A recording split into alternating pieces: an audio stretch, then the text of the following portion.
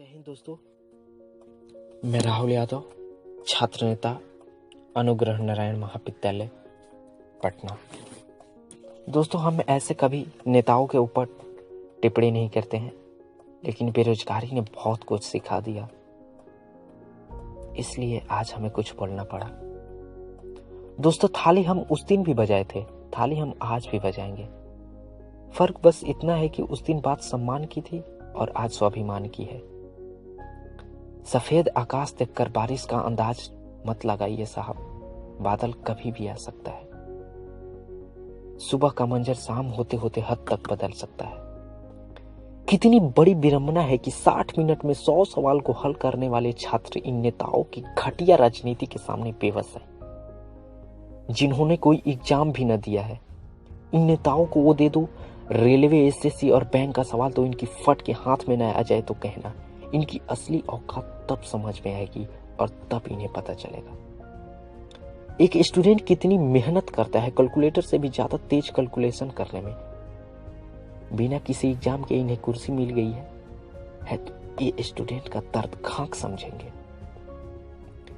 किंतु दुख और दर्द तब होता है जब तंत्र और सिस्टम हमारे भावों को जख्मी घाव बना देता है, भविष्य के भूत के अंधकार में धकेलकर रीढ़ की हड्डी तोड़ देता है, और इसी पीड़ा में हम समाज और परिवार के घाव को भी झेलते रहते हैं। जीवन के साथ साथ सर में चल रहे सरदर्द को तो हम किसी तरह सहन भी कर लेते हैं, पर जो दर्द और जख्म सरकार ने हमें बेरोजगार बनाकर दिया है ना, वो सहन नहीं कर पाते हैं। और यही दर्द, यही पीड़ा एक भयानक रूप लेता है तो दीमक की तरह रोज रोज हमारे जख्मों को उधेड़ता है, और कभी कभी ये दर्द की पीड़ा हमारे लिए असहनीय भी हो जाती है। फिर भी ऊपर बैठे वोट के टकटके लगाए हुक्मराय को हमारे दर्द की चीखें सुनाई नहीं देती है, और सुनाई देगी भी कैसे? छलावे की हेडफोन जो पहन रखा है दोनों कानों में। किंतु धमक इस बार गूंजेगी और जाएगी आपके कानों तक साहब, क्योंकि हम वही युवा हैं जब देश में जरूरत पड़े तो कलम से शांति भी लिखते हैं और जरूरत पड़े तो कलम से क्रांति भी लिखते हैं। हमें इस कदर बेबस मत करिए साहब कि हम सृजन का काम विध्वंस में लगा दें। ज्यादा उलटफेर आपके तंत्र का उलटफेर कर सकता है। वक्त है, चेत जाइए, क्योंकि गुजरा हुआ वक्त कभी वापस नहीं आता है। ये वही जनता है जो आपको फर्श से अर्श तक पहुंचा सकती है, तो ये जनता को आपको अर्श से फर्श तक पहुंचाने में वक्त नहीं लगेगा। अरे साहब, जब इतने संशोधन हुए तो एक और संशोधन कर दो, तय कर दो कि किसी भी एग्जाम का रिजल्ट और सिलेक्शन एक फिक्स टाइम पीरियड में होगा। अरे आप लोग पत्थर हैं या पत्थर की मूरत, जो किसी भी सूरत में बदलने का नाम ही नहीं लेते। अरे आप वही नेता हैं ना जो कभी छात्र राजनीति का हिस्सा हुआ करते थे, और आज जब नेता बनकर सत्ता का हिस्सा बने तो हम छात्रों के साथ ही सत्ता की राजनीति करने लगे। किंतु स्मरण रहे, ये पहली ऐसी लड़ाई है जिसमें हर युवा खुद सिपाही है और खुद सारथी है, खुद सेनापति है और खुद युद्ध निर्णायक भी है। अब बस जरूरत भी है तो इस आग को अपने भीतर जिंदा रखने की। जो कभी हिम्मत टूटे तो सोचे अपने माँ बाप के बारे में, जिन्होंने तुम्हारे आंखों में अपने सपने को पलते देखा है।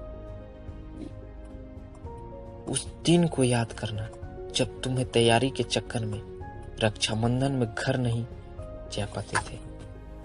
तुम्हारी त्याग, तुम्हारी तपस्या ही तुम्हें बल देगी। और याद रखना, ये लड़ाई सिर्फ आज के लिए नहीं है, बल्कि आने वाली पीढ़ियों के बारे में भी है, जो आने वाले समय में परीक्षाएं प्रतियोगी में अथाह समुद्र में कूदने वाले हैं। हम छात्रों का दर्द दुनिया समझे या ना समझे, पर एक टीचर हमारे दर्द को बखूबी समझता है। जरा सोचिए ना, क्या बीतती होगी उस पे जो दिन रात मेहनत करके पढ़ाता है, युवा पीढ़ी को खड़ा करता है, रिसर्च करता है कि आने वाले एग्जाम में किसी भी बच्चा का सिलेक्शन कहीं अटक ना जाए। लेकिन अफसोस है कि यहां तो पूरी परीक्षाएं ही अटक जाती है। लेकिन इस बार हम नहीं अटकेंगे, क्योंकि इस बार हमारे शिक्षक भी हमारे साथ हैं। वही शिक्षक जिन्हें कोई सत्ता में चूर दनानन उनके प्रस्ताव को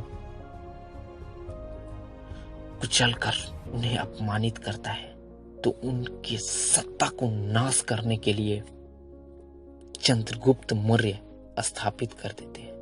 अगर हम इस बार रुक गए, अगर चुप गए, या फिर हमारी आवाज को दबा दिया गया, तो ये हिंदुस्तान की हर एक शिक्षक, हर एक विद्यार्थी का अपमान होगा और आने वाली हर पीढ़ियों को ये कड़वा घूंट पीना ही होगा। हमें इनकलाब करना होगा और हम जीतेंगे। लाजिम है हम ही जीतेंगे। हम कभी पीछे नहीं हटेंगे।